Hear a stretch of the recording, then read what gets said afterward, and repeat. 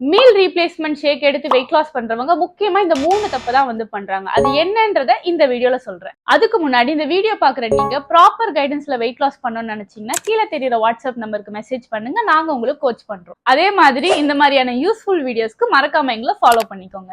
First பண்ற தப்பு, இந்த மாதிரி சப்ளிமெண்ட் எடுத்து வெயிட் லாஸ் பண்றவங்க எக்ஸசைஸ் பண்ணாதான் கஷ்டமா இருக்கு, இந்த மாதிரி ஈஸியா குடிச்சு வெயிட் லாஸ் பண்ணிடலாம்னு நினைக்கிறாங்க. ஆனா உண்மை என்னன்னா, இந்த மாதிரி சப்ளிமெண்ட்ஸ் எடுத்தாலும் கம்பல்சரி எக்ஸசைஸ் வந்து பண்ணணும். எக்ஸசைஸ் பண்ணாம வெயிட் லாஸ் பண்றது தப்பு. செகண்ட் பண்ற பெரிய தப்பு, 2 வாட்டி சப்ளிமெண்ட் எடுத்து 1 வாட்டி சாப்பிட்டாலே வெயிட் குறையுது, பேசாம 3 டைம் வந்து சப்ளிமெண்ட் எடுத்துட்டு சாப்பிடாமே விட்டா இன்னும் நல்லா வெயிட் குறையும்ல அப்படின்னு நினைச்சு எந்த ஒரு கைடன்ஸும் இல்லாம அவங்களா ஃபாலோ பண்ணிக்கிறாங்க.